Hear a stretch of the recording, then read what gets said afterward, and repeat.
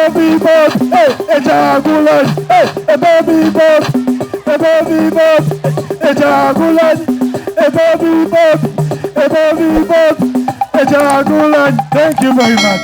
Webali nnyo tujja ku lukongolo olwo nakimakinga clear nti mu bubbi bwa Museveni ng'akozesa Anita Amongo na bonna bakozesa mu parliament tubiriimu, temututeeka mu bintu byammwe Anita Amongo ne Museveni.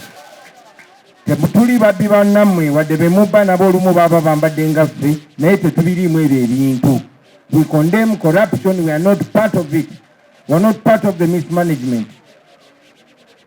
Thank you for making it clear, not only in words but action. Ladies and gentlemen, time has gone, so I'll be brief. And I've been largely represented by the speakers that have spoken today. They welcomed you. I want to add my voice welcoming the new members. You're very welcome. But we must be very clear to you what you have joined. You've joined no regular political party. You've joined a revolution. This is war.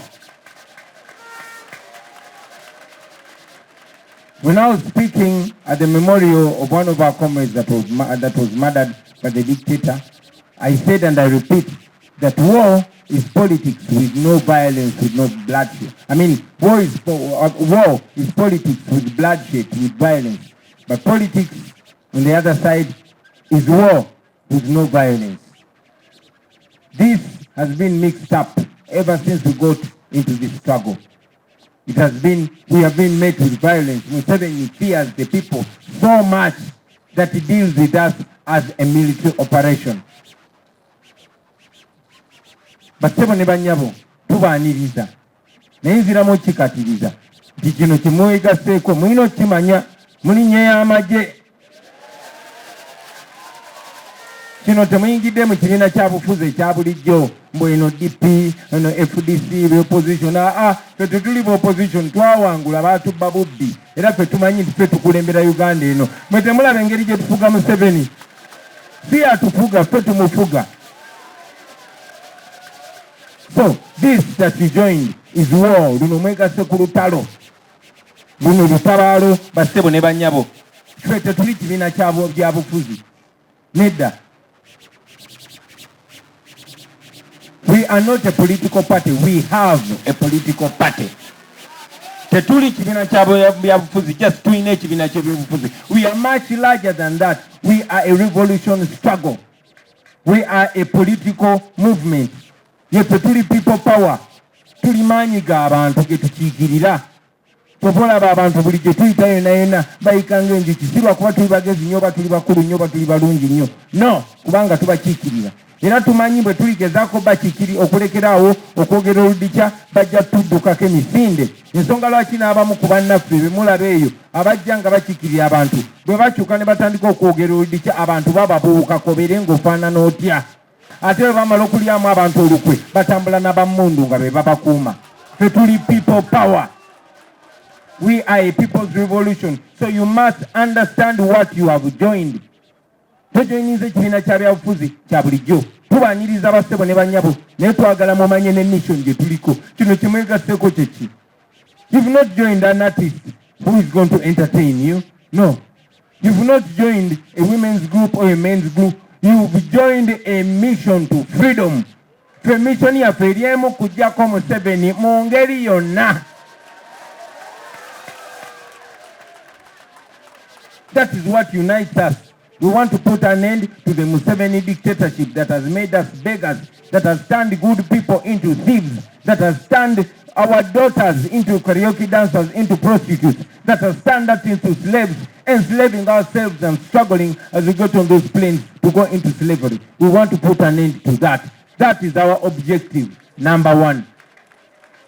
Everything else is secondary. We want to remove a dictator. We want to remove that dictator now. That is our major agenda. We are a political party because we don't just want to remove the dictator, but we want to remove the dictator and become the servant leaders. We went already to the people of Uganda, they voted for us. Now we want to actualize that. We want to re-empower the people of Uganda so that their vote begins to count. We want to remove thieves, and we want to do that by any means necessary. The first means is to ensure that we evoke the Constitution, which empowers us to use any means. As a matter of fact, the Constitution empowers you to even use military means to restore constitutionalism. Okay? Only that we don't use military means yet. Yes, because we don't believe in violence. We believe in non-violence, and it is tested. We know non-violence is stronger than violence. That's why we use non-violence. We use non-violence because when we use violence, we'll be empowering Museveni and giving him justification to kill us all. We want to evoke the power of the people to rise up and remove Museveni. However, we are a political party because if time for elections come, agwamanyi nago wegali era wetuli era nange wendi era namwe wemuli. However, nga mutankubira enduulu omanyi kati mwe bapolitician ebimu byagala nnyo.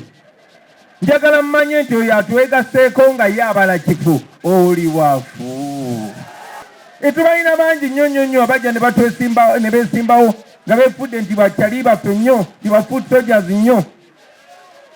Asirafu Kasirye bamukuba kiprojectile naye atika omutwe n'obwongo bwe ne tubulaba nga busamusi kubanga twali tugenda campaigningira akagabo. Temwamulaba kye yakola. So we are going to identify you according to your actions. So si ku bigambo by'okozesa kuba naffe tetulabyeko tuyize. Tubaaniriza. We welcome you, ladies and gentlemen. Ne twagala mumanye here in the National Unity Platform, everybody has 100% rights, 100% dignity.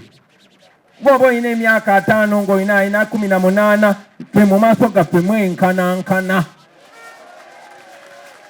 Oba wasoma diguli meka ngono yakoma mu pitu muina obuvunanyizibwa bwe bumu ku Uganda, muina obuyinza bwe bumu ku Uganda, muina omugabo gwe gumu ku Uganda.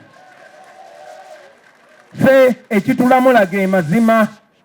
The Constitution gives us equal rights and equal dignity. Say no timuneti tumanyi nti bya bitibwa. Ekitibwa tugenda kikuwa kyonna okusinziira ku bikolwa byo. Abo bayasini kawuma boolaba betuwandika ku bisenge betutasula lunaku kubakungiriza be bakyasinza okubeera n'ekitibwa ekyawaggulu kubanga bapeyinga the ultimate sacrifice. Basaddaka buli kimu nga kwotadde n'obulamu bwabwe gwe tosobola yadde okusaddaka omululu gwo ng'ogamba tu. We want to welcome you, ladies and gentlemen, to remind you, those that have joined us, that it's okay to run for office. I saw young men and women here. Those in institutions, we welcome you. You are the hope, you young people especially. We believe in you. Come and lead us. Don't doubt yourself. If you doubt yourself, look at me and remember me only 5 years ago. Mwekiririzemu mwesimbewo yonna gye musobola okwesimbawo bwe munabeera ku alaali tujja bawagira naye ate tubateekeko eriiso ejjogi. Nammwe basiimi abatwegaseko tubaaniriza nnyo tubenyumirizaamu mulina obumanyirivu bwe twetaaga. Tusaba obumanyirivu obwo mubuleete tubugatte naffe n'ekibuli kye tulina tuggyeko dikiteeta tuteeketeke Uganda empya. Tujja kubaagala nnyo, tetujja babuusabuusa, tujja baaniriza, tujja balwanirira naye era tujja bassaako eriiso ejjogi ate tetujja kubatya.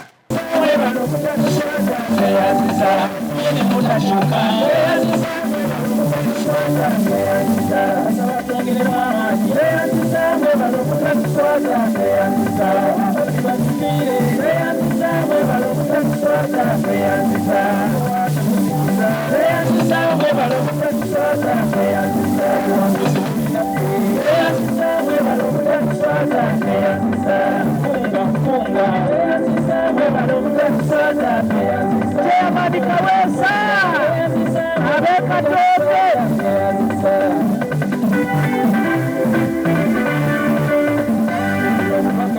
bannayuganda abali eweru n'abali mawanga abavubuka n'abakadde nakubaala abakyala omugezera